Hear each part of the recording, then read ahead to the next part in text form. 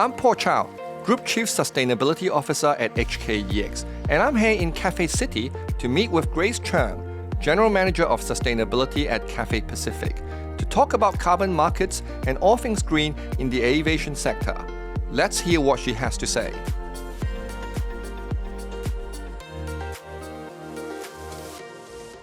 Paul, welcome back to Cathay City. Good to see you. It's great to be back. And I see that 𝗙cie is a bit different from the last time I saw it. You have got good memory. So we have given 𝗙cie this replica aircraft that is the same model of 𝗙cie𝗹𝗹cie that we're one of the two planes. When Cathay started 1946. Yes. We've given him a facelift so he looks smart to welcome you back today. Okay. But enough about 𝗙cie. It's a bit hot here. Let's move in. Okay, great. This way, please. Thank you.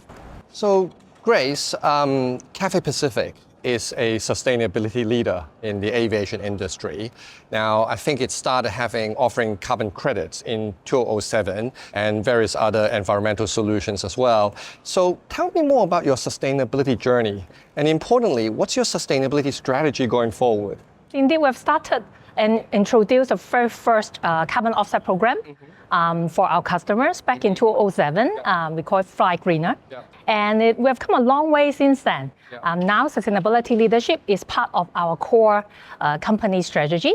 And we've identified two areas in the environmental side for our sustainability strategy as we move forward. Climate change and carbon emissions reduction is definitely one of them. And the second area is circular economy, meaning anything that we can touch or feel when customers fly with us. For example, single-use plastic usage reduction, food waste reduction, and other sustainable resource plan. I see. So Grace, I want to ask you about sustainable aviation fuel, SAF. Now, Cathay Pacific has been at the forefront of pushing this, and I know that you have a very well-established B2B program. Now, I also understand you're trying to also push into the B2C market. Can you tell me a bit more about that? Sustainable aviation fuel actually made from renewable resources, so they are not from fossil fuel.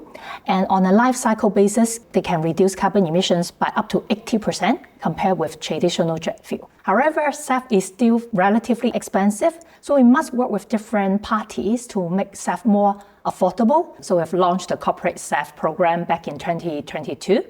And that program works by allowing our corporate customers to make financial contribution so that they can help scale up the usage of SAF, and at the same time, they would receive the indirect carbon emissions reduction credit. And this year, in 2025, earlier this year, we've started to introduce the option for individual flyers to be part of this program. So Paul, if you book our flight next time on cathaypacific.com, you can look for the page to find out how much carbon footprint from your flight. And as individual flyers, you can also choose to make contribution to scale up SAF usage. That's very exciting to hear, so I will watch out for that next time when I fly. Please do. Turning to environmental products and also the markets itself. Now, of course, at HKEX, we run the core climate, which is the carbon markets. And Cathay Pacific became a participant. We onboarded you last year. So thank you for your support there. Tell me a bit more about how this collaboration came about and how do you see carbon and also environmental products markets helping you to achieve your decarbonization? So the introduction of core climate is very important. I think it provides a transparent platform with more suppliers options out there and a very reliable way for us to do the transaction and to see all those carbon credits being offset. So I think that's a very good way to make these transactions more accessible to wider business community. Now, last question. Cathay Pacific has always struck me as a visionary leader, if you like, in the aviation industry, really trying to push for sustainability in the forefront. What's your vision of the future?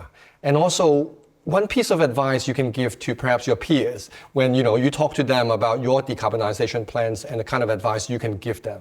Commitment internally is very important, not only at the board level, but all the way engaging the whole organization. There's a lot of the strategic decision actually going all the way to the board that they need to consider.